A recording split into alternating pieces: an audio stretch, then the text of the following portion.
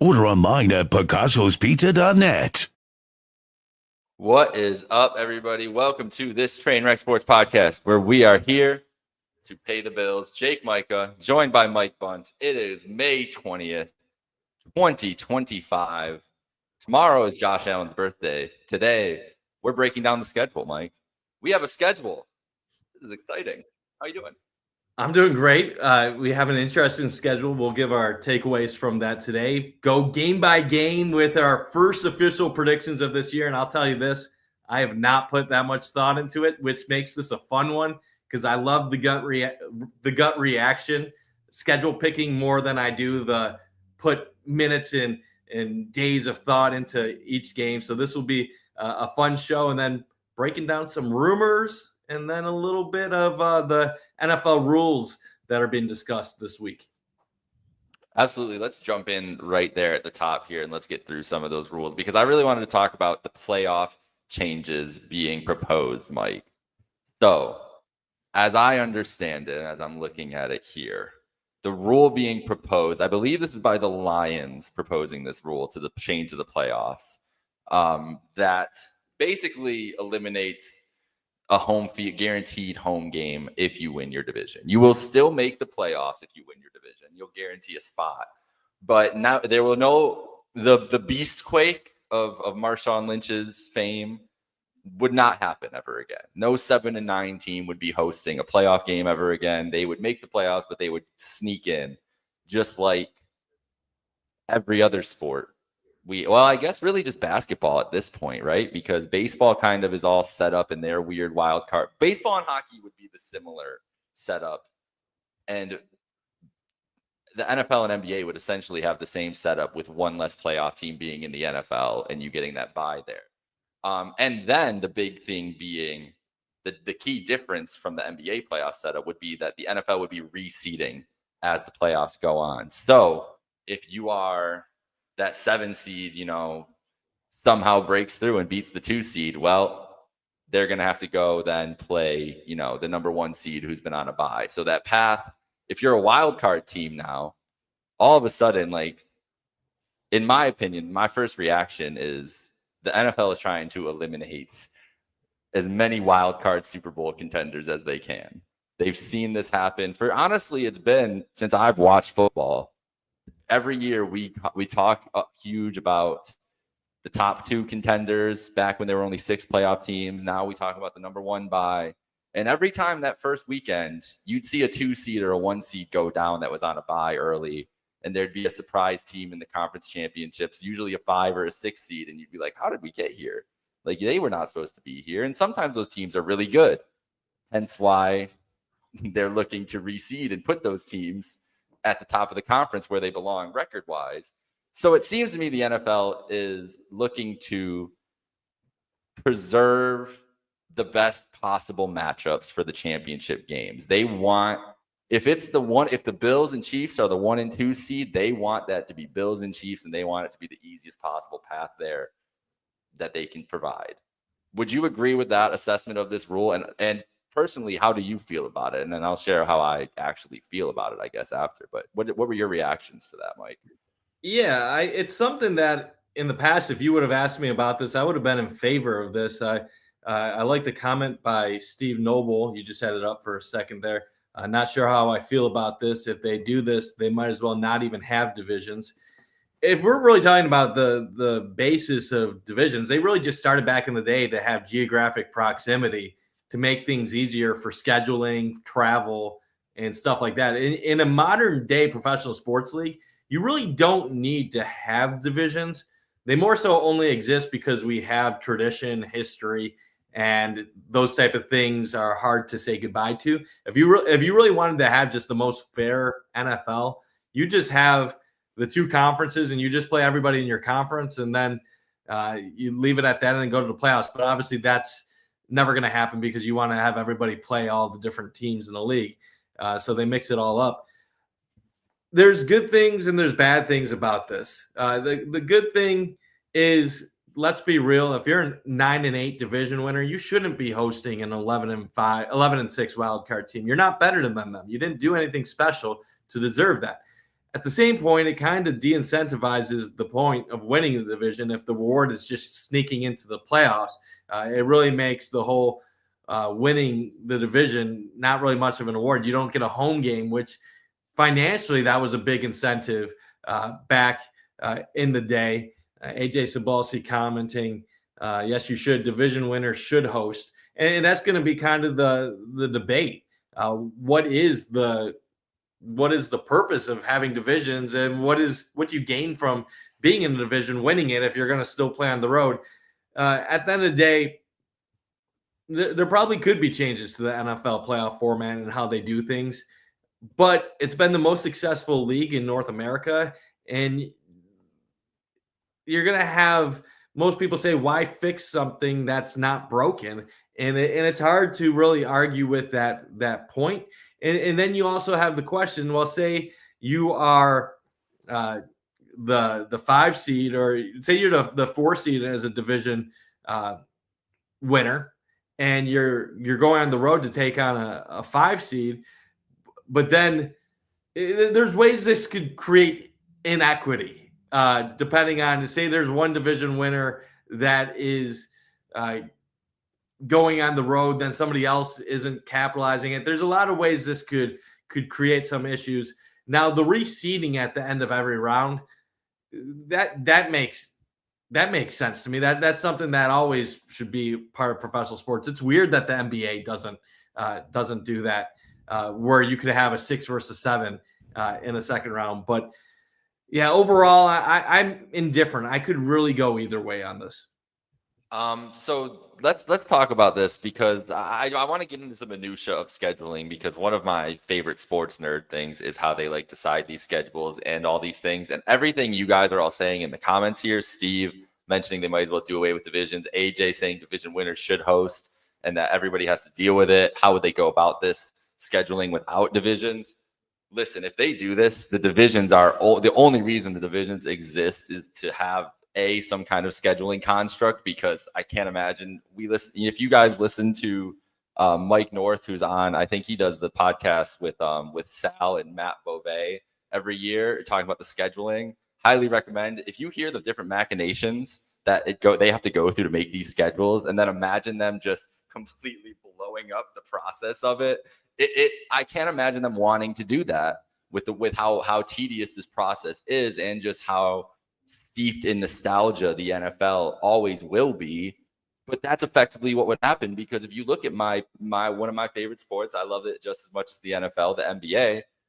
The NBA's divisions, the division winner of the Southeast was a 7 seed. Like they were in the play-in. It didn't do anything for them to win that division. It only exists for scheduling purposes at this point. The league might as well be, honestly, there's a push. If you're not an NBA fan, there's a push. It's not like the most popular. It's not a majority of fans, but for them to just reseed 1 through 16, to just do the playoffs without any divisions, without any conferences. Now that's a radical idea. If you could think about with the NFL, imagine if they just threw the NFC and AFC all together into one pot and then did a tournament out of that. So there's a lot of different ways you can go about this. I'm in kind of an agreement with AJ that I don't want to get rid of the historical precedent here unless you're going to blow up the whole system. So if it's going to just be a half-ass thing where we're keeping the divisions all the same, the traditional division setup that we have now, and the only thing, and we're changing how the playoff structure works, and the divisions really don't have a difference in where you get the record, then division games just don't matter as much to me anymore. Like, because like the tie, like getting into the playoff for bad teams trying to get in the playoffs, yes, winning your division could be good. For like you're saying, like a contender like the Bills, A, it could just screw up who you end up playing in one of these top rounds, and B, you're going to be a top seed no matter what. So, but I like some. All this. Go ahead. You have two conflicting interests here. Yes. Do you want to have the best teams win championships, or do you want to have it be an entertaining product in which anything is possible and you could have randomness and parity? You can't really have both of them at the same time unless you come up with a perfect system. But like, let's be real, like 32 team league, if you had 16 teams make the playoffs and you did 1 through 16, 2 versus 15, and so forth, you're probably going to have the best teams advancing each round, and you'll probably get to great teams winning every single year, which most of the time does happen in a sport like football or a sport like basketball. This ain't baseball or hockey where there's a lot of randomness. Baseball where you have different starting pitchers and maybe you have one pitcher with an off day, or hockey where a bounce of a puck or a forecheck or something random can really make a big difference in a series. But if we're being real, like division winners, you're rewarding a team with a 3 or 4 seed that might not be deserving of being a 3 or 4 seed. If you go 9-8 and you win a division, you get a 4 seed, you got a better chance at making a run than a team that's a 5 seed that might be 12-5. So it's conflicting interests, and that's what I struggle with, because it's not. You want to always think in football. There's years where you want to believe your team can make a run or make the playoffs or do something, even when they're not good. And you don't want to feel like, oh, this is pointless. It's just going to be so-and-so in making the AFC Championship or so-and-so getting to the Super Bowl. But I always kind of struggle with stuff like that, because if you had too much randomness, that just means that you have champions that don't deserve to be champions. And you give – so like you want a system that's going to reward the best teams at a high percentage, but not do so at a rate that makes it too predictable. And then when you're talking about sports in that manner, you're really not talking about what's happening on the field or in the stadium or arena. You're really just talking more like a math equation and how many times you simulate something, what percentage something is going to result a certain way. And that's what a big problem I have with sports right now. It's gotten so mathematical that I don't even know if sports are really as fun as what they used to be, because I think a lot of it is just predicted by numbers. I know this is all crazy talk right now. Mike, this is no. This is the space I love for us to operate in May, on May 20th of the off season, because this is the time that we can have these types of philosophical sports discussions. Mike, I completely agree with everything you're saying, that this is all about what they want the sport to be and how they want their champions to be decided and how they want to define their history. That's why I think this can't just be flippantly decided. You have to, if you're going to make this decision, it has to be done with extreme care, and it has to be done decisively. So we're not making a change to the playoff format and then 4 years later making another alteration because that one didn't work. And then those 4 years all of a sudden look really weird in the history of the sport. And I'm very, very, very adamant about that. I think that that's the only worry for me. If they do this, you have to just do it, and you have to get rid of divisions and just do conferences. And how they do the scheduling, they can figure it out. You can do protected rivalries. You can just have them. There's a way that you can alternate the schedule completely. There's different, again, math equations that you can figure it out. I think you're absolutely right in the fact that the sports, all professional sports right now are grappling with what kind of champions they want and what kind of product they want to put out for their playoff product. Look at the NHL. NHL wants parity. The NBA, for the NBA's entire history, has been dominated by, and I thought Bundt, I thought you froze, and it was true. Okay. So I'm saying that the sports are really reckoning with what they want. The NHL picked full-on parity. They're like, we just want divisional rivalries to get huge viewership in the beginning, and then whoever gets through, we don't really care. Hopefully it's a team in a big market, and then we'll be happy. The NBA, for its entire history, its champions have been dynasties. The story of the NBA has been, there is a team on top, and they are going to take over. Go back through all the history: the Celtics, the Lakers, the Bulls in the 90s, the Spurs and Lakers in the 2000s, the Heat, LeBron, the Warriors. That's 50 years of NBA history. I just said that 7 teams who have all won. And look what's happened since 2019 and what's going to happen again this year. This year, we're basically going to have a brand new champion besides the Knicks, who haven't won in 50 years. And there's been new champions every year the last 4 years. They change. And you want to know what, Matt or Mike? I don't know why I called you Matt right now. You want to know what, Mike? That's how excited I am, because you made a great point about how the professional sports are dictating these champions. The NBA put new CBA rules, and they effectively put a hard cap in. Whenever you hear the second apron, it's effectively a hard cap. You effectively can't team build. The team building, the superstar, the dream team era, the big three era of the NBA is gone because the owners just decided to kill it. They just decided to change the rules and change the spending, and it changed the course of NBA history. So that's what this rule would do effectively in one way or another. However, if they ever alter the playoffs in some kind of dramatic way, it's not just changing the result by 1 year. It's changing the course of the sport and the NFL history itself. And they have to take that very seriously, because you can't just haphazardly make those decisions. So I agree. What sport do you want to be? I think you should be the sport. If you're talking about what we think it should be, I think it should be the sport of what the reason I love the NBA. And listen, hey, we're talking about the NBA as a comparison. Listen, the NFL is trying to be the NBA. That's what this rule is trying to do. That is the whole point of this comparison. Look at the two playoff formats. So get out of here if you don't understand. No. Pat, he's a good one. Pat's a good guy. I listen. I'm not there, but I have a point to this whole thing. You're right. It's the same playoff format, and if the NFL wants to be a legacy sport where the Chiefs are going to continue to be a dynasty, or the Bills are going to become a dynasty and win 3 or 4 Super Bowls, or do all these things again, they need to eliminate the parity in the sport. This is the best way to do it, by reseeding and by getting the best teams to the top, if that's what they think it's going to do. That's what this show, and I don't know if this is the sport deciding this. This is the Lions wanting to do it. But that's the kind of thing that this move would do. That's the kind of thing that this kind of think the NFL change could make. I don't think the NFL cares. I think the Lions want to win a Super Bowl, and they realize they're going to be great for us for many years to come, and that they want rules that are going to be favorable to them advancing in the playoffs.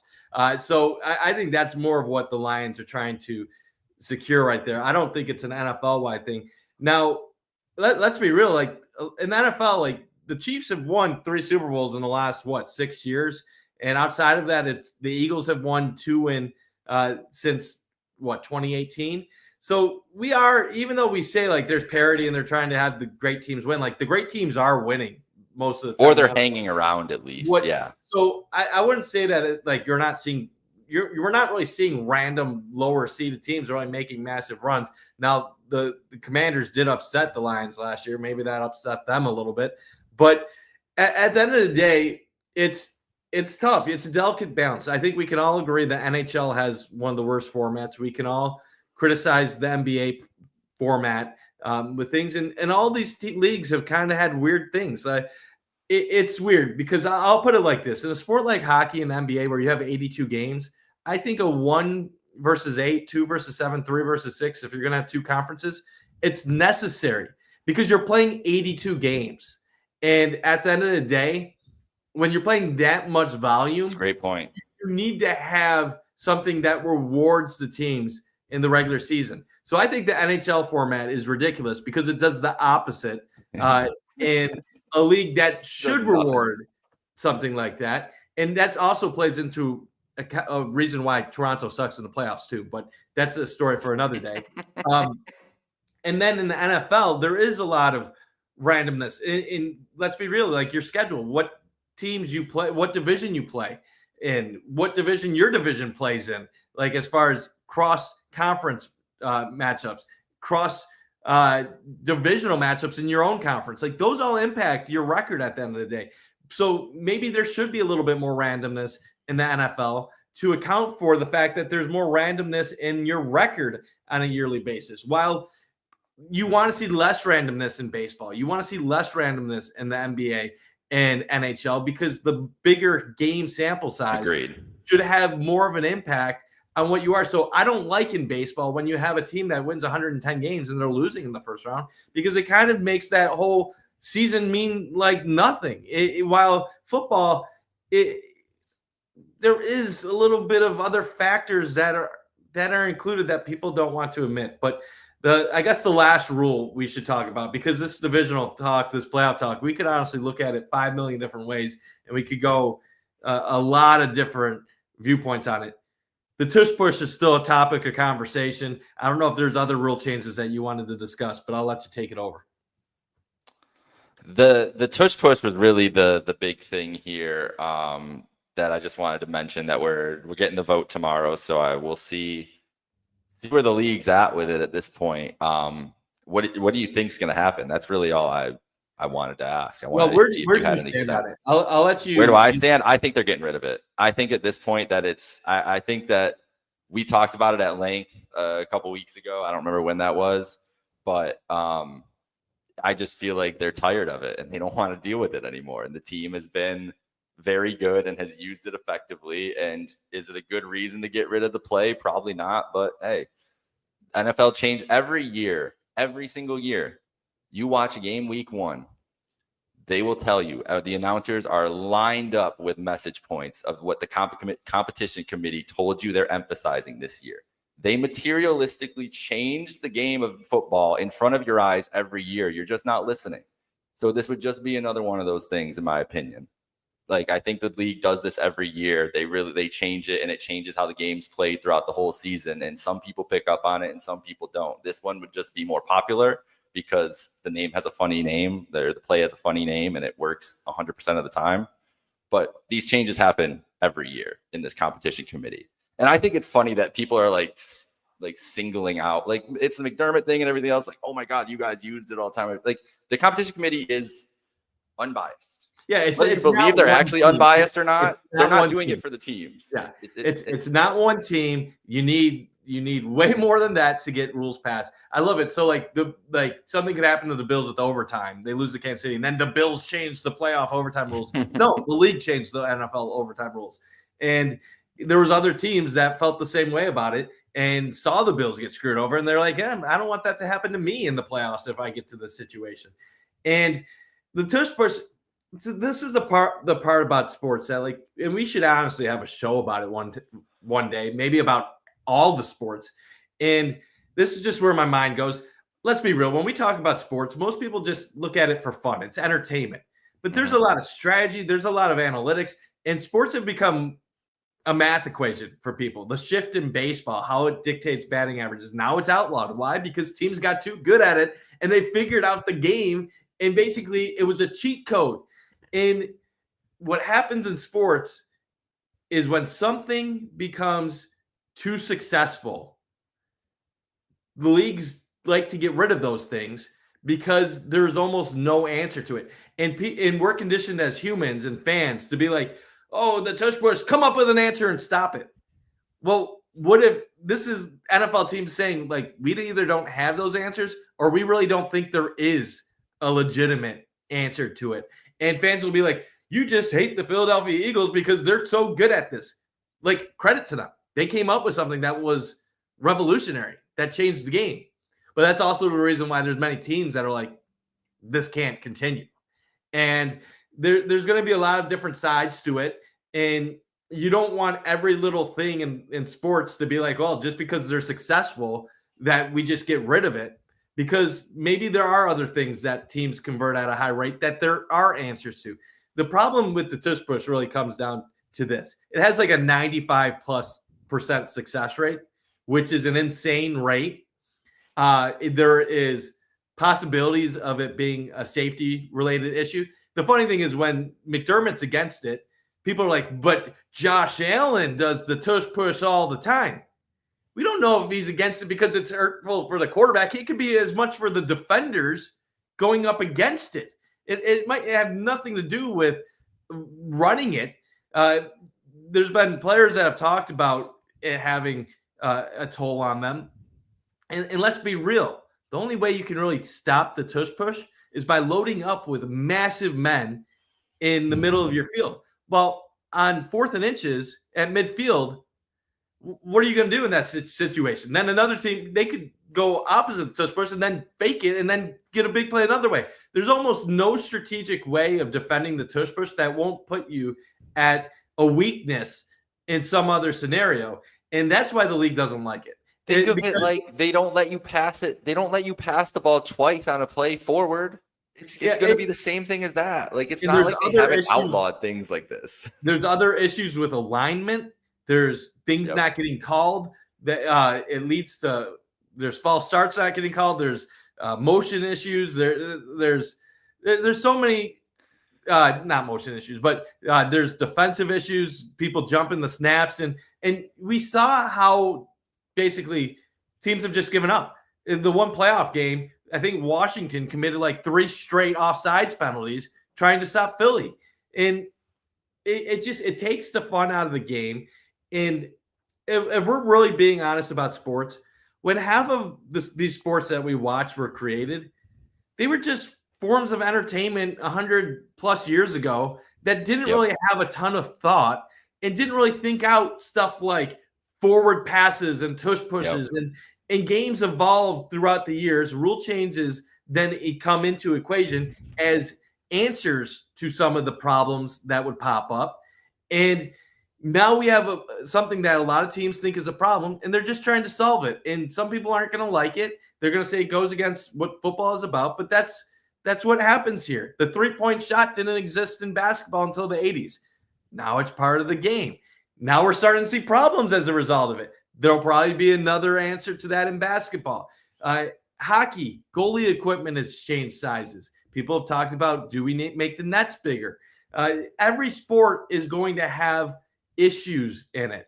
And if sports stay stagnant and they're just like, well, this is the way it always has been, that's how your sport eventually just dies, because it gets figured out and it's not entertaining anymore. So my thought is, I don't care what happens with the tush push, but there is a lot of reasons to move on from it from a purely entertainment and football aspect. Yep. I think we're pretty much in alignment there. So that's enough on the rule changes, Mike. Let's get into some Bills talk, as we've got a schedule now, Mike. So the schedule came out last Wednesday night, and before we get into it with our fancy graphic we have ready here to look over the schedule, what were your first, and this is not about not Bills yet, but just how do you feel about the schedule release in the big year of 2025? What are your thoughts on the schedule release? So I don't know. It's a schedule to me. I used to get so excited about schedule release to see if they were going to get primetime games. When I was a kid, it'd be like, oh my God, could they get a Monday night game? Like maybe we'll play the Patriots or the Cowboys on Monday Night Football. And it'd be so exciting to me because they sucked my entire childhood. Well, not childhood, teenage years. They went to Super Bowls in my childhood. But now it's kind of boring to me. Like you hear Mike North on with Beauvais and Sal Capaccio every year. And every year he's talking them up, and it's cool. Like the first couple of years, it was great. Like, 5 primetime games, Thursday night opener in LA, Thanksgiving 3 out of 4 years. Like that got the blood going, because you're like, I've never seen this. I can't believe the Bills are getting this platform. But now you hear them this year talk, and you're thinking you're going to get all these holiday games like Christmas and Thanksgiving evening, and you get none of them. And it kind of just feels like, okay, what special games did you give me this year? You didn't give me anything special. You just gave me what I expected. I know we're going to get a handful of Sunday night games, that we're going to play a Monday night game, that you're going to give me a Thursday night game, and we're going to play a bunch of 425 games. Like that doesn't do anything special for me. Cleveland and Pittsburgh on the road in late November and December. That's not exciting. Those are Bills Mafia takeover opportunities. Now they're going to be cold, 20-degree games. That's not fun for me. And you look at the schedule. We hear about these 425 games being such a commodity from Mike North when he's talking to Beauvais and Capaccio, saying, well, you know what? You got 5 primetime games, but these 425 games are basically primetime games because they get the same viewers, and they're the game of the week on Fox. And like, cool, like that's awesome. But if those games are really that special, then why did Detroit, Kansas City, and Dallas both get Thanksgiving and Christmas? Like, you don't hear anybody talking about Kansas City being like, yeah, they got a lot of 425 games. No, the talk is they got Christmas and Thanksgiving. Detroit, Christmas and Thanksgiving. Dallas, Christmas and Thanksgiving. Philadelphia, Black Friday, and other big games. if the Bills' schedule was supposed to be exciting this year, we already know the opponents. We already know where they're playing, home and away. No international games, which I'm actually thankful for. There's nothing exciting about this. Now, it's like cool, like primetime games. That's the expectation as long as Josh Allen's the quarterback. Now, if we go through each game by game, there's matchups I'm excited for. There's going to be storylines that develop throughout the season. But from a purely schedule release standpoint, I don't need to hear from Mike North again about how the Bills are going to be on primetime because we're going to have the same generic conversation for the next 10 years. I'm complete agree. I think we're past it. I couldn't say it better. I was the same way, always looking forward to the schedule, always hoping for just the little pebbles of a Thursday night game, maybe a Monday night game here. Monday night. They gave me Monday night against the Browns on my birthday. That was a great memory, losing to the Browns on a walk-off kick. But yeah, now it's not the same. And yeah, this isn't an exciting. Maybe he meant exciting because it's not exciting for Bills fans, because he knew Bills fans were tired of the primetime chaos, especially. Oh, they want 1 o'clock games. Okay, you got me 7 1 o'clock games this year. Great. I don't care. Great. Awesome. There's nothing. It's not. Honestly, what I like about this schedule, just from a purely, if we're looking at it from like a entertainment standpoint, is that I think that they are loaded up with some really fun home primetime games here, where they could have been, they could have went with the Eagles or the big ones. I think the division matchups are way more fun to do in the prime time because they're expensive games as it is for people. So I'm sorry, I know that the division, I know that I would hate to see people priced out of the Eagles game or the Bengals game or all the or the Chiefs, and the Chiefs game is going to be crazy anyways. But if you put it at night, it's going to be a couple extra $100 too. So I think that it's maybe in that way, I like the schedule the way it lined up, because I don't think, besides the first and last game, which of course were going to be crazy amounts of money, and I like that they did those week 1 and week 18 for Bills fans as well. I think they spread out the wealth in a way that fans can at least hope to go to a game and to be able to afford it. You know what I mean? Where it's not like, oh my gosh, we put the Bills in 6 home primetime games and every ticket's going to be $800 and up, and people can't go to, because listen, I'm, as someone who doesn't live in the area, who has to plan, the schedule release is more important for me than it is for you, who lives around the corner, basically, because I have to plan for at least the trips to know when. I'm still gonna, it doesn't really matter when, I know I'm gonna be able to make some time there, so it's not like a end all be all, but it's nice to be able to start, sending some texts, and send a couple texts to friends hey, I'll be in town for this one, blah blah blah, whatever. But I just think that with this last season and people specifically looking for opportunities, there's a lot of good games where and the way that they spread it out, you can go, there's games each month, and a lot of the games earlier in the season too. So you're not sending people to the Ralph in inclement weather to go see it for the last time. I just like the way they treated the Bills for the last season at the stadium, because they could have pimped us out. They could have just been they could have used us for nostalgia bait all year and it would have been a pain in the ass. And instead, I think they did the opposite, honestly. And maybe that's what the Bills wanted out of it. Yeah, if you're talking for the average fan, 4 out of the first, it's 4 of the first 5 at home.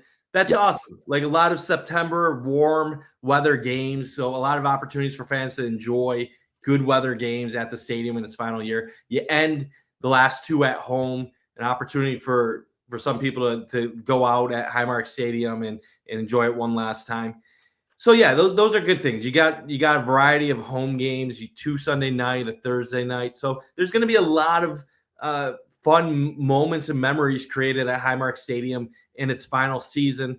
And with the way the schedule starts out, you're going to have a chance to go 6-1 and 7-0 off the bat. So all right, come on. And we brought up the point too from Steve Noble. Other than the Baltimore game, we're blessed to get through these suspensions. Yeah, that's gonna the way the schedule's set up. It's gonna definitely help out to be playing those teams the first 6 weeks of the season. I will tell you one thing though. I feel bad saying this, but it's just going to be a truth going forward. This isn't really about the schedule this year. I hope Bills fans realize that once that new stadium is built, it's going to be basically just season ticket holders there. Yep. The price of the season ticket holders are going to be paying way more than they've ever paid for tickets before. The brokers are basically not going to be in that building. So many of the secondary tickets are sold by people that buy tickets in bulk that are brokers. You used to be able to go to Bills games for cheap, and then they got Josh Allen, they got really expensive. You're going to go from a 71,000 seat stadium to a 63,000 seat stadium. So you're reducing capacity. You're increasing the ticket prices by a ton. People are getting PSLs, so they're not going to sell their season tickets anymore because they're investing so much in their season tickets to begin with. I think once that new stadium comes out, it's going to be 3 years before you're going to see tickets less than $250 to $300 a seat per game. And it's people better enjoy the team this year that are secondary market people, non-season ticket holder members, because the prices are going to be so astronomical, not for season ticket holders, but to secondary ticket people, that it's going to be very hard for most people outside of season ticket holders to afford games. Because as much as the season tickets are going up, it's mostly from a PSL perspective that they'll be financing it. But if you're going from paying $1,000 a seat or something like that to paying $2,000 a seat or $2,500 a seat, you spread that cost over 10 games. You're not talking about $100 a game ticket to a $200 a game ticket. They're not selling those tickets on resale markets for less than that. Yep. Mike, the perfect example. This is the last year that tickets are going to be affordable for Bills fans for the next 5 years. And I can give a real life example here in Chicago. Soldier Field is a smaller place, and they're not a good team. And bro, you're not paying less than $100 to get in that building unless it's like December 28th and it's like 0 degrees outside. And it's most likely going to be upwards of 150, 200. And that's a bad football team. Like, and it's a hard stadium to get to, and it's not a good tailgate. Like, everybody always asks. You're right. Like, you're not trying to like scare people or anything. It's reality. Like that. Like, this new stadium is a new world of existence for Bills fans. The Bills picked the capacity specifically in mind because they want to basically have it be a season ticket holder based stadium. Going forward, and they're also trying to change some of the environment outside of the stadium as well. So. We'll see how crowds differ in the upcoming years versus how things have always been there. But let's get to the fun part. Jake, I don't know how you want to do this. I don't know if you want to do your whole schedule first or one at a time. I think both of us doing this together. Let's go week by week. You can make your pick. I make my pick. Then maybe I go my pick, your pick, and we can tally this together and see how close we are at the end of the year. Because you know what I love about this when you pick the Bills like this is we all have a number in our head that we think is realistic for the Bills. But once you start picking these game by game, those numbers they're thrown out the window. And then you have to then start picking games opposite of what you think just to get to your number. And it creates craziness. So I'm looking forward to how you do this. I don't know if you put thought in it or not. I put 0. I'm the same way as you. This is like the 4th time I've looked at the schedule since last Wednesday. So I'm looking forward to this. I have no idea. I know the number in my head I want to get to, so I don't look too biased and I don't look like a super fan, but I also feel good about the team. I have a number in my head where I feel like if you could pick this number every single year with the Bills, and you'd be within one game in the win-loss column. I know where you're at. 85% of the season. So, but they never actually go that record. So that, but I'll get you started with the Baltimore game because I don't want to depress people. I ain't gonna be accused of being biased today. I got the Baltimore Ravens winning week 1. Dude. Yeah. Listen, there's gonna be some L's on this schedule. And I'd rather get the undefeated season talk out of the way right away. So let's start 0-1, and then we'll have some fun. but I think they lose to Baltimore. I think it's a classic. And I have a lot of sports philosophies, and I'm going to put pen to paper on these so people can reference them if they need to try to check me on this. One of them is the revenge game. I fully believe in the revenge game. So I'm going revenge game Ravens week 1. So it's funny. The Bills are favored in every regular season game. Isn't that nuts? That is nuts. And I don't know if I like that or not. I don't necessarily love it, to be honest with you. You did what I was going to do. So I was hoping you were going to pick a win. This Ravens game means a lot to Baltimore. Yep. They're pissed off that they lost in the playoffs. They think they're better than the Bills. The Ravens believe that they're better than the Bills. If you listen to the national media, they are better than the Bills, and the Bills got lucky to hold on. If we're being realistic, the Ravens last year probably were a higher upside team than Buffalo, a higher ceiling team. But the problem with the Ravens is that they didn't always play to that ceiling. And a lot of times they had a lower floor than Buffalo overall. Battle the last 2 MVPs. Even if Ravens fans don't believe that Josh Allen truly deserved it, I don't think Lamar Jackson deserved it 2 years ago, but you don't see me going crazy and yelling insults at Ravens fans about that. But I guess Baltimore fans think that's okay to do to Bills fans. Either way, even if you flip both seasons, I think both of them deserved one of the MVP awards, so I think it evened itself out. I think this is a game Bills Mafia is going to be pumped for. It's going to be a raucous Highmark Stadium.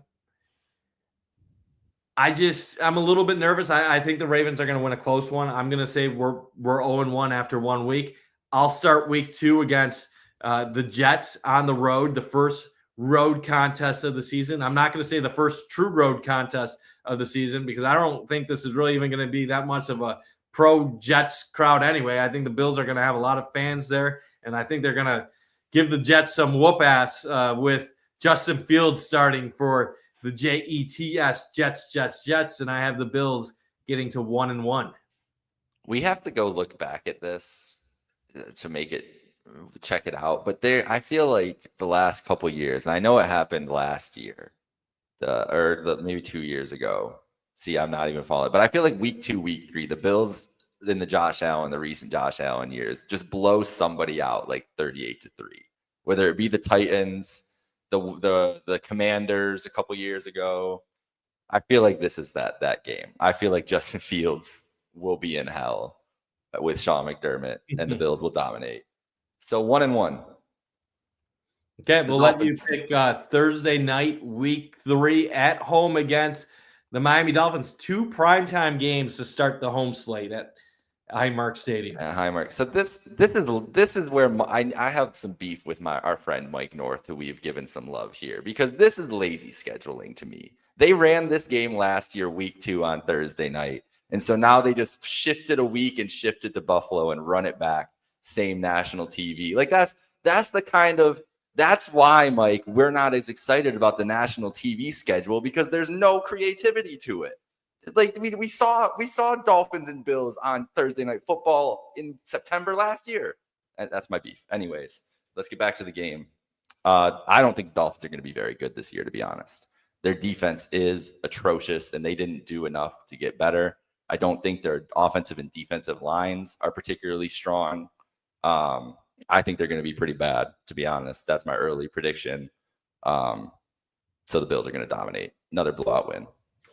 Yeah, I'm not too concerned about Miami. Now, I did respect Miami the last 3 years. I thought they were actually a pretty solid team, and they had some bad luck with Tua with injuries in the past. It's funny because if we're being real, if Tua didn't have the concussion problems in recent years, the Miami probably makes the playoffs 3 straight years. Maybe they even have a playoff win to show for it, and maybe even a run. The Dolphins have had talent, and when they got Tyreek Hill, I said they were going to have one of the scariest offenses in the NFL. And at that point, a lot of Bills fans were laughing at me. Who's going to throw the ball to him? Well, Tua did, and Tua's actually turned into an above-average quarterback in the NFL despite his noodle arm. So it feels like, though, after everything that's happened, that they're on a downswing. Tyreek Hill is getting older. I'm not going to say he's lost an edge, but maybe more so than that, it feels like the Dolphins offense has been figured out. Not that they don't score a lot of points and go off, but they're basically a speed oriented finesse offense that doesn't have that other the ability to change styles when needed. And the Bills, while they will allow points to Miami, they normally can keep them in check. So I'm with you. At home in Buffalo, I feel pretty confident the Bills are going to roll to 2-1. So let's go to week 4. New Orleans, home, first 1:00 game of the season. Who's going to be the quarterback of the Saints? I don't know. It looks bad for them. Obviously, Derek Carr retired. Yeah, They draft a rookie from Louisville. A lot of hype with him. Spencer Rattler, new head coach. This could be a rout. The Saints have not figured things out in recent years. We could probably say this about the first about 4 games in a row here, but I'm highly confident the Bills are not losing to the New Orleans Saints week 4. Yeah, I don't have much more to say about this. I think the Saints, tough for Derek Carr. If Derek Carr even did play for them this year, I don't think they were going to be very good. So I think the Bills, like I said, rolling. I think September's not, I mean, the division games could be tricky, but if they play like they should, it's looking pretty nice heading into Sunday Night Football at Highmark. 3 out of 4 of the games prime time each Sunday night, getting 2 bites at the apple with the Patriots coming into town. Mike Vrabel, Drake May, Stephon Diggs, big drama division matchup. You know what I think, Mike? And I know that I'm doing this again here, but remember that game? It was like week whatever 11, 12, and it was Sunday Night Football. Bills Patriots. Flexed into it. The Patriots are undefeated. It was 2007, and the Bills lost 56-7. Roscoe Parrish. Patriots 56-7 again. Roscoe Parrish had the touchdown, by the way. Big deep pass. No, the Bills 56-7. They're going to destroy the Patriots, I think. No, I don't think they're going to destroy the Patriots, but I do think they beat the Patriots on Sunday night and win. Revenge for my childhood. I remember that game, and I was. My dad was there. My dad doesn't even go to games like that, but he went with my grandma, who still had her season tickets at the time, and I don't think he's wanted to go back since. I remember watching that game, thinking Randy Moss is about to get like 7 touchdowns in this game alone, and there's nothing we can do about it. And yeah, bad memories. They did have like the 2 deep shots in the first half to Randy Moss that looked like it was like a child like covering him. I vividly remember seeing the second one. Like, are they really just gonna throw it deep all game? So I do. We it's funny that we've seen a very good Bills team for 7 years, and we still vividly remember this blowout loss to the undefeated Patriots on Sunday Night Football. This is what Bills football does to you people. But what do you think is going to happen this year? So the Patriots are an interesting team to me. I believe they're on the way up. Now, when I say way up, I'm not saying playoffs, but I think they could be an 8-win team this year. I agree. Right, hovering around 500. Drake May showed some potential last year. Mm-hmm. Give him a legitimate number 1 receiver on the downside of his career, but a legitimate number 1 receiver, Stephon Diggs. A good coach who knows how to ease him in and protect him early on in his career. A team that will normally be solid defensively. Patriots could keep this close. Now, will they? I'm not going to predict that on Sunday Night Football. What's going to be another crazy atmosphere. 3 out of the first 4 in primetime at Highmark. That's insane to think about. This game is. I'll pick the Bills, but I'm not convinced it's going to be a blowout. But we'll see. My opinion can change by the time we get to that point in the season. So right now we're both at 4-1, and I think most of America would agree with us on that. A lot of Bills fans in America might say even 5-0 if they get past the Ravens on Sunday Night Football to open their season. Interesting game here, week 6. I had a post on Twitter, what's going to be the most difficult game week 2 to week 6? And if New England was on the road, I probably would have said New England.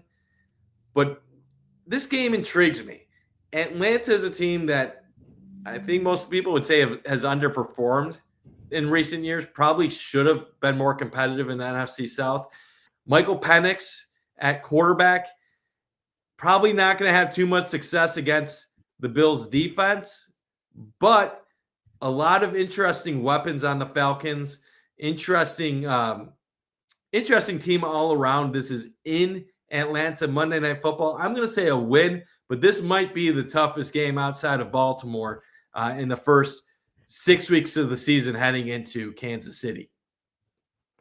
I imagine this game is going to be like a game where the Bills come out and they go 3-and-out, and then Josh throws like the dumbest pick you've ever seen him throw in his life. He probably hadn't thrown a pick for 5 weeks up until that point, and it's going to be like 13-7 Falcons at the half, or like 16-7, and we're going to be like, what the fuck are they doing? This is ridiculous. They can't go into the bye like this, blah, blah, blah. And then the Falcons are going to be like, guys, Bills fans, we're still the Falcons here.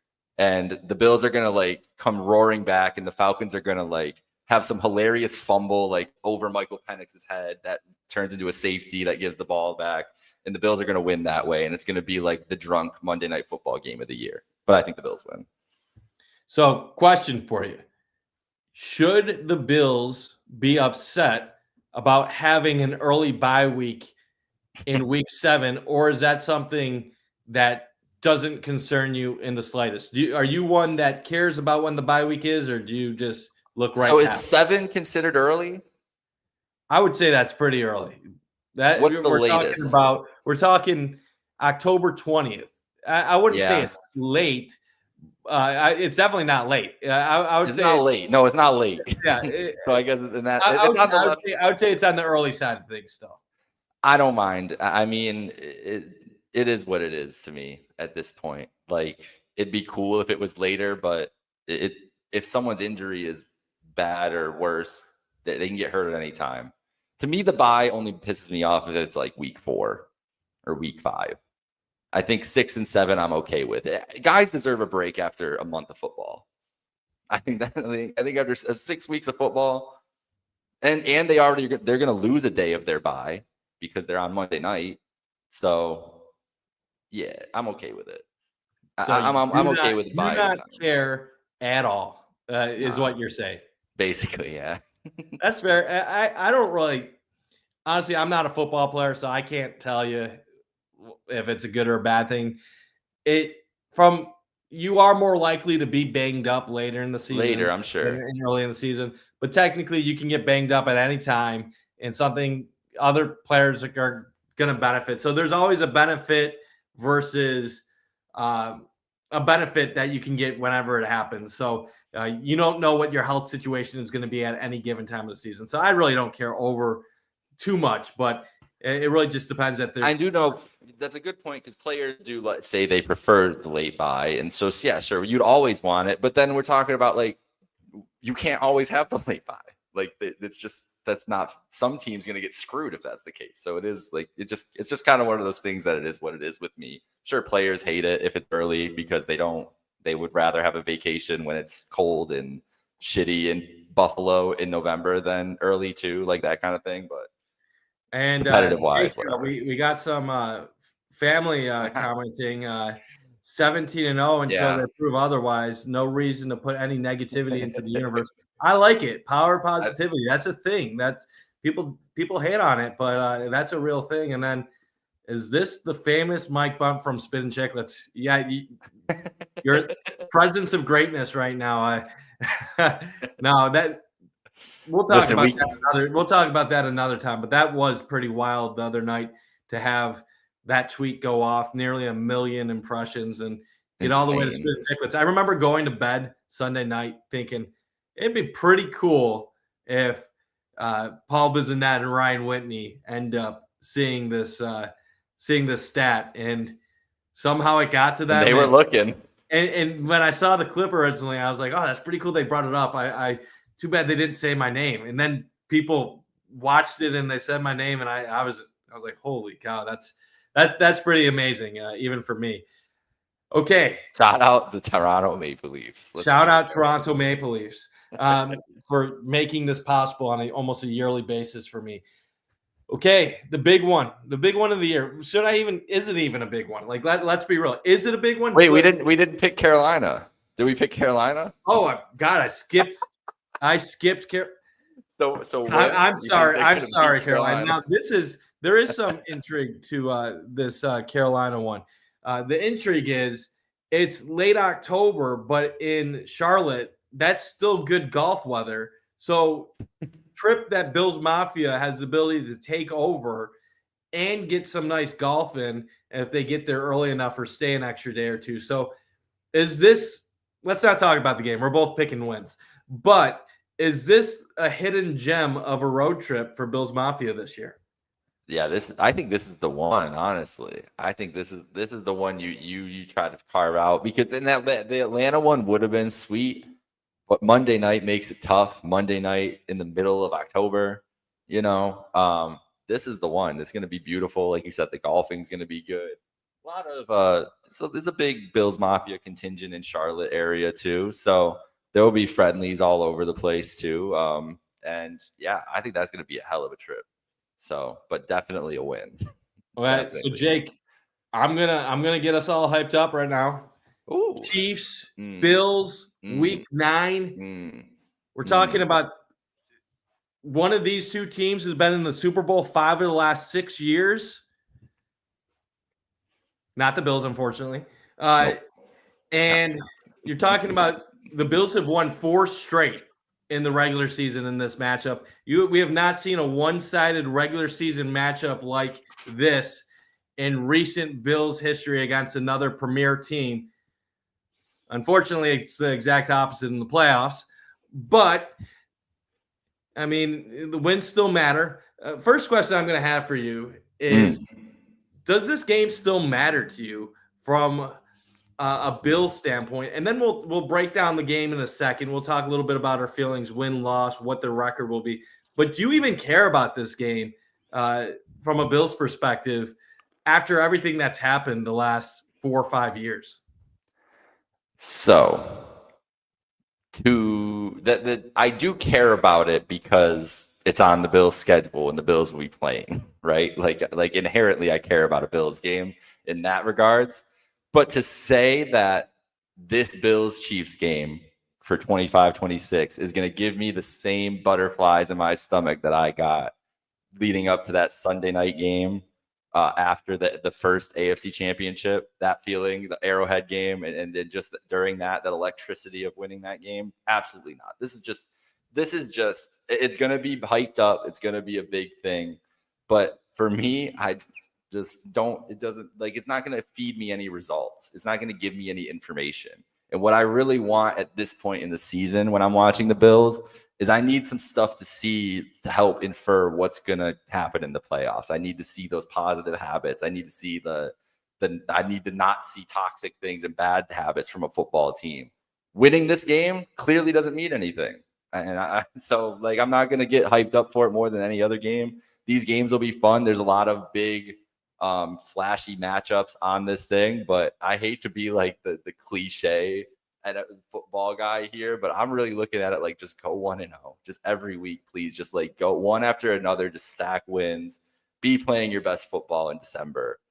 So no, this is just November football against a good team. It's important because of seeding. Likely, I would like to be the 1 seed for once this year. So from that respect, it'll be important, but that's it. Not from a hype perspective. So I'm about to say a lot of contradictory things that are gonna I love it. Make me seem like a hypocrite.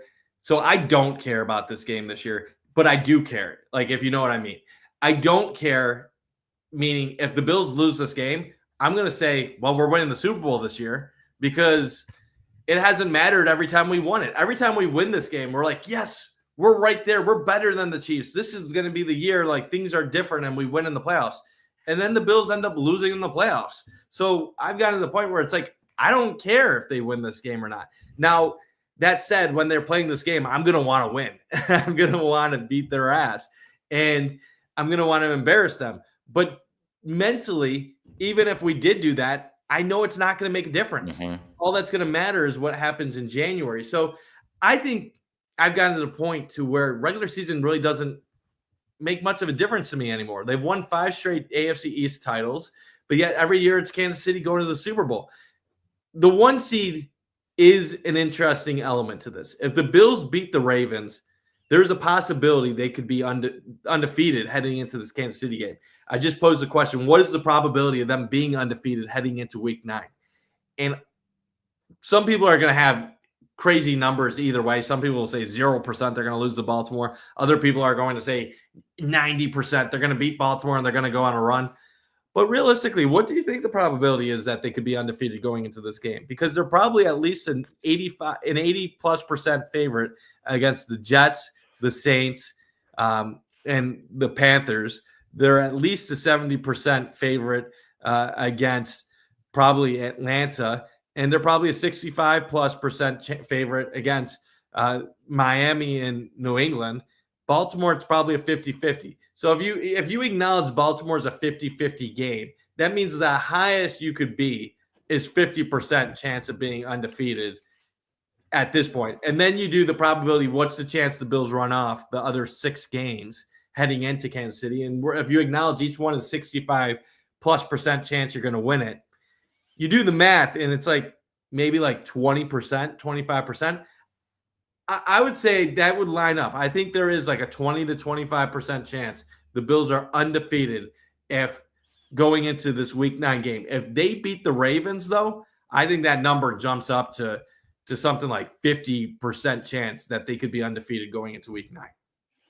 I'm going a little lower. I'm going to say 10%. I'm going to say 10%. You hate them. I do hate them. Yep. Ravens now going. I'm just accounting for some variability with the 10%. Listen, I've seen the Bills. I don't know how Tim's related to you, but he's going to be talking to you. Listen, I've seen this Bills team lose. This very good Bills team lose some baffling games. So could I see them potentially being 5-2 heading into the KC game because they lost to Baltimore and then lost very stupidly to the Falcons and had 4 turnovers? Yes, I could. Do I think that's likely? No. But I do think I have to factor in variability. So I'm saying 10. But that's only, and it's really just because I think that game week 1 is a bear. I think they did the Bills no favor. If I said they did the Bills favors for this schedule, the one favor that they did not do for them was putting Baltimore week 1 for everything we've kind of talked about with the revenge and just it's not even like the whatever motivation the players have, they're going to hear it from their fans though all summer long now, and especially leading up into those couple weeks of that game. We can't lose to Buffalo to start the year. We can't lose in Buffalo again to start the year. Like that shit, guys want to act like they don't hear it. They hear it. So that's the one that really scares me for the undefeated purpose. Other than that, I'm worried about that Atlanta game. I'm worried about the Carolina game a little bit, honestly. As a look ahead, Matt, you're coming out of a bye, and I know they're good out of byes, but it's just if this team cares about the KC matchup, and also Carolina, they were frisky a little bit at the end of last year. Bryce Young actually starting to look like a competent quarterback with some real coaching and some development around him. I don't think that team is like just a bottom feeder team like they've been in years past. I'm not saying Carolina is going to win like 10 games this year or anything, but I do think Carolina is a trickier team. They're not like the Saints level bad this year. Like Carolina could be like a 7-win team, and facing that kind of team on the road is a tricky proposition for a team you don't see a lot. That's it. Okay, we're going to go quick during the second half of the schedule because we're already at an hour and 5 minutes, and Jake's probably going to kill me after the show. I know, we're good. We didn't pick the Chiefs game, though. Oh, God. What does that mean? I'm picking them to lose the Chiefs game. Oh, my goodness. So 6-2. You know what? I'm gonna say something so people don't hate me. I'm going to pick a loss, but that means I'm picking a win in the playoffs against them because that's the there's idea. no that's rational logical reasoning for it, but we're Bills fans, so I'm not going to pretend to care. So right now, through 8 games, we're both at 6-2. And if we're being real, we picked them to win every game they should win, and we picked them to lose in the 2 games they possibly could lose. So this is we're really shitty at this as far as making this entertaining. We're going to be quicker down the stretch. I think I know where you're going to be, Weeks. 10, 11, Maybe. 12. So I'll just give my picks. I'll let you pick those afterwards. I'm Okay. picking a win at Miami. That'll be a Bills Mafia takeover. Week 11 against Tampa. That could be a little interesting. Baker Mayfield has been really solid since going down to the Bucs in Tampa, but I don't think Tampa is good enough to beat the Bills in Buffalo. Shout out to Maniac for being the first one on announcing that contest. Week 12 at Houston. I think the Texans are all right. It'll be interesting to see if CJ Stroud bounces forward from last year. Everybody was anointing him in that top tier. He was not that level of a quarterback in his second year. Did have a little bit of a sophomore slump. Thursday night could be a tough environment. I already picked the Bills to lose to two teams that I think the Bills could win against, but I have them with losses against Baltimore and Kansas City. I don't think they're losing to the Texans. They almost beat the Texans playing one of their worst football games possible last year and still almost came away with the win. So I'm going to pick up another win there. So that gets the Bills, in my mind, to 9-2. What do you have for those three games? Yes. So the Miami game, like I said earlier, I don't think Miami's very good. So I just think the Bills will handle that matchup this year. So I got a win there. This two-game, Mike, this stretch right here, the next these 5 games, 11 through 15. I know we can talk about the flashy matchups outside of it with Baltimore, KC, and Philly. I think this 5-game stretch really will define for me who this Bills team is, because these are all teams who they're not great teams, but they're not pushovers. So how are you going to treat them for 5 weeks? Like, can the Bills show up for 5 straight weeks against good teams that they should beat and just smoke them? Not even just beat them. Like, can they handle these games? Are they going to trip them up in any way? So I'm really looking at that is as I'm analyzing the season, that's the stretch I think that is the most important for what will infer the future of the Bills in the playoffs and going forward. That being said, I think this 11 to 12 stretch is really tough because Tampa is a good team. Tampa's going to be good this year, and they're a physical team. That's the reason Tampa is so good, in my opinion. They are physical at the offensive and defensive line. That's why they've been able to last into these playoff runs when people don't expect them to, and turn it around to play Houston on a short week after that matchup's going to be tough. But I'm with you. I don't think very highly of this Houston team. The Bills played horrible last year, and I don't think Houston got better. So I actually think that's going to be a tricky game, but I think the Bills also win all 3 of these games, and I think they get through. Okay, week 13 at Pittsburgh. The only thing interesting about this game is who will be the starting quarterback of the Pittsburgh Steelers. I think both of us believe it's going to be Aaron Rodgers. Does that make this game any more intriguing to you? Probably from a quarterback matchup slightly. It would be more fun to see Aaron Rodgers than Mason Rudolph or some random person in there at quarterback. But does it really change my thought process on who's going to win this game? Not at all. Only way Pittsburgh beats the Bills is if their defense does what it used to do against Josh Allen in the past and confuses him. I think he's way past those days. So I'm picking the Bills. 425. Possible Bills Mafia takeover, depending on how the Steelers are at this point. And I'm going to be honest with you, really disappointed this is a late November game. Would have loved to go to Pittsburgh in October or late September. Kind of disappointed that this game is probably going to be 35 degrees by the time I get tickets for it. Yeah, I was really hoping. Well, first of all, I don't care what Bills fans and what they want to say. I was hoping this was in Dublin. So that was my hope the whole time. I really wanted to make that trip for Bills Steelers. I'll be in Pittsburgh, though. I'll be part of the Bills Mafia takeover there, drinking some icy lights. But I definitely wish it wasn't at the end of November like you. I'm sure CBS is going to love having their football weather that they can show and Bills Steelers and everything. But I'm not going to love it. But I'm with you. This game, even if it's Aaron Rodgers, the Bills should smoke this team. They're not going to be very good this year, I don't think. And who knows with Aaron? Is Aaron Rodgers a draw? Do we care about Aaron Rodgers at this point? It is what it is. Let's go to the Bengals game here. Home. This is on Fox, Mike. Isn't that? Yeah, this is weird. So, not to take over. Bills at Bengals, 425 game of the week on Fox. This is my brain is not set to process. Can't compute. This is my brain is saying this is Achilles Smith, Andy Dalton, Carson Palmer, like any random quarterback versus like Trent Edwards, JP Lossman, Drew Bledsoe, like at 1:00 on CBS with Gus Johnson. Gus Johnson and Corey Dillon in the backfield, Antoine Smith for the Bills. And like just my brain cannot process that this is Joe Burrow versus Josh Allen on Fox with Tom Brady on the call. Game of the week. Like this is 3 AFC things playing on Fox. Dude, this is weird to me. Weird vibes. Games against the Bengals have been weird vibes in the past. I guess that's a way to put it. This is an interesting matchup because what do you think of the Cincinnati Bengals? Like, I'm sure Bills fans are looking at this matchup and are like, oh no, that Cincy matchup in December. I think the Bengals are going to suck. Whoa.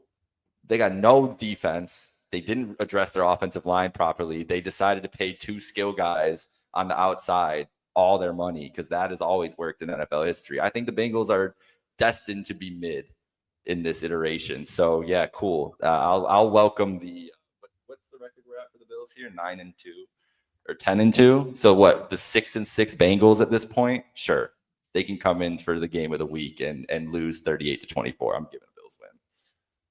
Dude, I really hate what the Bengals did this offseason. I really do. We'll get into it more in the offseason when we talk about other teams, but I think they catered, they caved, and it's gonna cost them real money and real wins. I'm kind of the opposite on the Bengals. Oh. So I just tweeted from the Pay the Bills account. Are the Bengals the Bills' toughest matchup this season? And you're just like, no, I don't think so. They suck. Well, I wish I saw that. I wish I would have known. That's how good we can do this sometimes. Is that I had no idea. I'll say this: the Bengals are a wild card to me, and I'm not saying a wild card team. I'm saying they are a wild card. I don't know what the Bengals are. I know that they've been managed horribly in recent years. And that's a big reason why they're not in the same tier as the Bills in Kansas City anymore. Baltimore just took over their spot. But that being said, with Joe Burrow at quarterback, you're always going to have an elite offense. And you have Jamar Chase, you have T. Higgins, you now have their contract situations taken care of. I could see the Bengals taking a bounce back in the right direction this season. Now, the question is their defense. And will they be able to look a little bit better after a horrible season last year that led to their defensive coordinator leaving? When I look at the Bills' schedule, there's 4 games that stand out to me. Sunday Night Football at home against the Ravens. Week 9 at home against Kansas City. Week 17 at home against the Eagles. And then there is Week 14 versus Cincinnati. I think this is one of their 4 toughest games of the season. I don't know how Baltimore and Cincy will compare this year. I wouldn't be surprised at the end of the season the Bengals are one of the toughest games they have the whole year. The question is with Cincy, what are they compared to what the Bills used to struggle with? A lot of what Cincinnati presented to the Bills in the past, they no longer have the ability to do some of that. But what they still have is a dynamic quarterback and passing game. And I don't know if the Bills' defense is going to be able to slow down Joe Burrow. Now, I am biased. I called Joe Burrow's games when he was a sophomore quarterback at Athens High School. I do own a Joe Burrow jersey. I also own a lot of Bills jerseys, way more Bills jerseys than Bengals jerseys. And I hate this logic and I hate this reasoning because it's flawed and I don't agree with what I'm about to say. But sometimes you need to see a team do something before you can pick them to do something. If the Bills are to play Kansas City in the playoffs tomorrow, they could be the Bills could be 16-1, the Chiefs could be 9-8. I'm probably picking the Chiefs in that game, even if the Chiefs are a 7 seed. And I don't know if I can pick the Bills against the Bengals right now. The last 3 times I've seen the Bills play Cincinnati, it's been ugly. you had obviously the DeMar Hamlin Monday night game, which it looked like Cincinnati was on pace to score 40 points in that game. You have the playoff game where they manhandled the Bills, and then you have the Sunday night game where they just completely handled the Bills. They still have the same quarterback. They have the same receivers. They have the same head coach. I'm picking Cincy. I hope the Bills prove me wrong, but I'm picking Cincy. So this is going to be the first difference that we have on the schedule. I'm at 10-3. You're at 11-1. Let's just skip the next two games, unless you have a shocker. Oh no, we're not skipping the next 2 games, buddy. Okay. I'm gonna let you pick New England and Cleveland, and then I'll make my picks before we get to Philly. I think they lose in New England. I think that they will lose the game in New England. Mike Vrabel knows how to coach against a Bills and a Sean McDermott team to make it competitive. They did it basically every single time, except that one Monday night blowout that the Bills had at home to start the year. I think you talked about it a little bit for the Patriots. I was saving it to get to here because I knew that I was going to pick them to win this game. I love everything the Patriots did this offseason. If I were given the Patriots blank slate that they were given last offseason, I would have done all the moves they did. Do I think they're perfect players that they spent all their money on? No, but they did it the right way. They spent money on high upside defensive tackle, Milton Williams, offensive lineman. They got serious in the trenches. They got some weapons for their receiver. I love their draft. I just love Mike Vrabel. That's really what it comes down to. I think Mike Vrabel is one of the very best coaches in the NFL. The only reason he lost the job in Tennessee is because of a power struggle with an owner who doesn't know what she's doing, who's going another direction with the franchise, has already gone 2 different directions with the franchise since Vrabel has been gone. And there's been serious instability in that organization, in the front office, since he's been gone. So I think he's pretty vindicated into where that he was the main source, the main ingredient for the winning and the stability and the impressiveness of the Ryan Tannehill and Derrick Henry Titans. And as much as I hate to say it, and I'll take the ire of Bills fans if I want, this Patriots team's not going away anytime soon. And like you said, they're on the rise. They're not going to be a playoff team this year. They will be next year. Drake May is good. I think Drake May is good. I just think he's really good. And I think the Patriots are now run by a smart person again. And I don't think that and I think they're a good organization and they're willing to spend resources on these things. So I don't think they're going away. And all that doesn't matter really to the grand scheme of things for this week. But I think if that's a team that is desperately playing for a playoff spot in the middle of December, talking about New England, and I also talked about that stretch from week 11 to 15 being grueling for the Bills. And you can even extend that back to week 9 if you want and include KC and Miami in there. It's the end of a really rough stretch of games. I think they just get caught up. It's a physical, hungry New England team who catches them. So this is where I have a record in mind for where I think the Bills are going to end up. And I'm not on pace to get to that record right now. Oh. So meaning I'm above the pace. Oh, above the pace. Okay. So I think I know what record you're going for. So the issue I'm having in my head right now is, am I really going to pick the Bills to lose every one of their tough games and then pick them to win every one of their other games? Because then I just let's be real. If I pick 13-4 and the Bills wins, the Bills losses are Baltimore, Kansas City, Cincy, and Philadelphia, that might be even more depressing because I'm basically saying they beat everybody except for the 4 teams they might need to beat to get to the Super Bowl. In that moment, I'm like, oh my goodness, this sucks. This is going to be another repeat. So, and there's always some game every year that they lose where you're shocked. And last year, I would probably say the Houston game was that game. You could say New England, but let's be real, we don't count that. They went 13-3 last year. The Baltimore loss was understood. Houston was maybe a little weird. Houston and LA, both good teams, but a little odd with how those went. I could see them losing at New England, I don't know what New England's going to be, if they're going to be playing for something at this point or not. I could see them still in the wild card picture at this point of the season. Cleveland's another interesting situation because I don't think Cleveland's roster is Who's horrible, playing QB? but their That's quarterback situation just is Who putrid. do you think ends up? Who do you think is quarterback in December, Week 16 for Cleveland by that game? That's tough because I know, do you think they want to put either rookie in that situation? I don't think. I think Flacco is playing until the wheels fall off. Honestly, Yeah, I think it has to be Flacco to start the season because Kenny Pickett hasn't given any reason to be optimistic in him.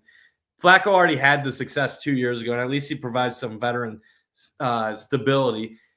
Deep down, I think the management likes Dylan. What's his last name? Gabriel more than they like Shadur Sanders. That's why they drafted him in the 3rd round versus the 5th round. I think Shadur was more of a owner, get involved. Jimmy Haslam can't help himself. I'll say it's going to be Flacco or Gabriel because I don't think they're going to want to throw Shadur Sanders right into it because if he stinks at that point, how do you even justify giving him another chance later on? Agreed. And I guess if he is good, then you get the excitement. But then if you're 5-12 and you have a chance to get a quarterback, do you let that excitement then deter you from getting somebody that is a true upgrade? Exactly. I'm being real. If I'm picking New England and Cleveland, I think the Bills are winning both of those games. But I just hate for what this is setting up for my record prediction. So I'm going to just give them both wins. So through 15 games, I'm at 12-3. You're at 12-3. Week 17, Philadelphia. 1 seed potentially on the line for the Bills. If they lose a 4th game, that 13-4 is not always good enough. Sometimes 12-5 is good enough, depending on how other teams go. How do you see the Bills matchup against the defending Super Bowl champs going down? A lot of people, I was surprised at how many people were upset that this was Week 17. Now, I know that there's some concern that there would be, not a lot to play for, but there's rarely teams sitting people Week 17. I imagine this is going to be the Bills A squad versus the Eagles play A squad. And like you said, probably with 1 seed or very high seeding implications on the line for both teams. And this is honestly a dream Week 17 spot to put. It could be theoretically the NFL is hoping that the Bills are the 1 seed and the Eagles are the 1 seed, and that this is like the 2 teams like trying to clinch like in this game. They're planning for this game to have the highest of stakes, and I think that's what we should anticipate as well. Listen. The Bills played a sloppy game a couple years ago in Philadelphia. That was not as much as you want to give credit to Philly and their offense for that game early on. The Bills could not get out of their own way, and they still were able to come back, storm back, and really put up a fight and get to overtime there. I think the Bills get it back here. I think Jalen Hurts, by this time in Week 17, I anticipate the Bills defense being not a great unit, but a formidable unit, a unit it's hard to play against. It's a hard day's work. And I think that they are able to mess with Jalen Hurts enough through the air this time around that he was lighting them up. It's not going to happen like that this time. And I just think the Bills offense is able to roll. And this team at home is just so damn good. So I'm picking a win over the Philadelphia Eagles, Week 17. Jake, I don't even know why we're doing this show. You just agree with almost everything I say. I agree with almost everything you say. We could have cut this in half if we just knew what we were going to do ahead of time. So originally I was going to pick this as a loss, but then for the sake of this, I think it'd be pathetic if I picked 13-4 and had them losing to Baltimore, Kansas City, Bengals, and Philadelphia.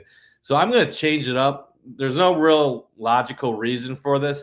I think this is a coin flip game, but playing at home, I don't know if the Eagles are going to repeat everything they did last season. They have a great team. Theoretically, on paper, they're a tough matchup for the Bills, but this being late December in Buffalo, probably 1 seed on the line for the Bills where they're going to need a win. I see Buffalo getting a victory. I see them getting to 13-3, This will probably be their biggest victory of the season against the defending Super Bowl champs in what I'm going to call the Highmark Stadium regular season finale. Because after they win this game, they're 13-3. The 1 seed is clinched, and the Jets game means nothing. I can give them a loss in the Jets game, give Justin Fields a win, just like the Bills lost to, I don't even remember who was playing that quarterback for the Patriots. Was it Joe Milton, the last game of the season? Yes. So I'm going to wrap them up at 13-4, 1 seed in the AFC East. And Joey, we appreciate all the comments that you have out here. Shout out, Joey. Shout out to you, man. And I agree with a lot of your points that you're mentioning here on the Facebook feed. 13-4 is going to be my pick. What I was going to say going into this was 12-5, because I think if you're 12-5, you have an 85% chance of being within that record between 11-6 and 13-4. So 13-4 is going to be my game by game prediction. 12-5 is going to be my probably more realistic prediction. And if they go 12-5, I think they'll still be in the discussion for possibly getting a 1 seed. It's going to be a hot start to the season. I'm not too fazed by the second half of the schedule. This should be a big year for the Bills. And if it's not, I'm going to be a little concerned. But they have everything they need to really stack up some wins this season. And that's why I will be picking them to smoke the New York Jets week 18. Mitch Trubisky goes off for like 300 yards passing, and Ray Davis runs for 2 touchdowns, and the backups get it done in a performance a la the well, I don't think it was full backups a couple years ago, maybe 3-4 years ago, when the Bills, I think they beat Miami like 56-28 or something. Week 18 at home, didn't matter when they were the 5 seed. I see something similar where just the emotions and everything go through. And I really wanted to pick this team to win 14 or 15 games today. So I've achieved my goal to get the Bills to 14-3, because I think they got to get to 14 to get that 1 seed. And that's the most important thing for me this year.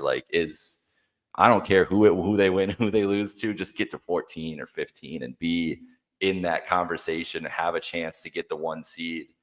And I realized that I picked probably the hardest possible path, even with 14 wins, by losing to Baltimore and Kansas City. But that's all just in mind, to win that game, win the more important one. I'm the same as you. I don't want to be going in. There's no rationale behind it besides I don't want to be going in to the playoffs and have Chiefs fans in my mentions talking about regular season doesn't matter, never matters, never matter. I don't need that again. I'd rather just have them chirping me saying we can't win. That's where I want to be. So 14-3, you're at 13-4. But yeah, I think it's safe to say if the Bills don't end up in that range, even the 12-win range, going to be some unhappy campers around the way. But I think it's shaped up to be a historic year. And no matter what, it is going to be a historic year as the end of Highmark, and it's a fun schedule for that. And I like the way you said that. The Eagles game is really the Highmark finale. And you know what? That's a great reason to put it week 17 too, then. To give Highmark one last, real meaningful regular season game, right? Hopefully get some football weather or something, right after the holidays too. That'll be fun. It'll be a good time. Yeah, I didn't know what our picks were going to be. I thought I was going to end up at 12-5 somehow, because that's perfect middle ground for me. You know what's going to happen? They're going to regress and they're going to go 10-7 this year, because that'd just be Patriots 12-5. That's exactly what would happen right when we're finally they're just on the precipice of being great and winning the AFC. The schedule is perfect for them, and then boom, 10-7 in a wild card. But no, I'm going for it. I think this team, they've alternated records the last 4 years. They went actually going back from 2020, what was it? 13-3, 11-6, 13-3, 11-6, 13-4. So history is telling us they're going 11-6 this year, but we're not gonna follow history. We're gonna think that we're smarter than that and go with 13-4 and 14-3. And like, let's be real. The one thing the Bills haven't accomplished in the regular season during the Josh Allen era is getting the 1 seed, and that could absolutely change uh, their chances of making a Super Bowl run. So I think it's possible.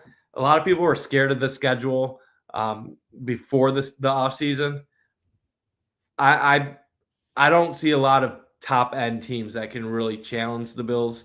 This schedule might have more easy games on it than any schedule they've had in recent memory. And that's a combo of opponents and also what I feel about the Jets and the Dolphins right now and playing the NFC South. So this is all shaping up, Jake. It's going to be an exciting offseason. Obviously, we already have gotten through the draft and free agency. Now it's almost time for mini camp, and then there's a break before training camp, and then next thing you know, we're right back in it, and another Bills season is here. So enjoy the summer while you can, and then it's time for things to get serious. Absolutely. So thank you all for tuning in. We paid the bills. Shout out to our sponsor, Picasso's Pizza. Get your Picasso's Pizza anywhere nationwide and in Western New York, picassospizza.net. Yeah, that was a breakdown. We'll put out our results here. I'm sure we'll do it one more time before the season starts once we have a full thing, but we're almost there. It doesn't feel like it, but we'll be talking about training camp before we know it, guys. I mean, this is getting into time. Memorial Day weekend coming up, and then the once the NBA and NHL end, people are just going to be raring and ready to go. And I feel like this season specifically, just the taste in your mouth last year, everybody is like it's been since January. Everybody's been like, all right, let's get to September and it's not going to feel like even when we get to September, I'm going to be like, all right, let's get to January. Let's get this over. September. I'm saying, yeah, I know. February. Give me the February. Yes. February. Well, I've never gotten to February, so I won't. I can't get that there. moment. I don't want like a Bills clutch AFC Championship win. I want just give me total destruction. We're like it's halftime. We're up by 24, and I'm like we're going to the Super Bowl. Give me something like that. I've only had one Buffalo team in a legitimate championship in my life, and that was the Sabres in the Stanley Cup Finals, and that was a lifetime ago. It feels like so. It would mean so much, and you think about it. Last year was the closest any team has gotten since that point. So all these offseason additions to the defensive line, to different parts of this team, re-signing their own, extending their own. It's all there, man. They have what they need. They just got to go out and do it. And any arguing over what they are or what they aren't, it's pointless. They are good enough to win a Super Bowl. We saw how close they got last year. They just have to do it now. That's all that needs to be done. And I'm kind of minimizing it. Like that's really difficult to happen. But they just got to do it. Just get it done. All right. Thank you, everybody. We paid the bills. Have a good night. Have a great rest of your week. We'll see you next week.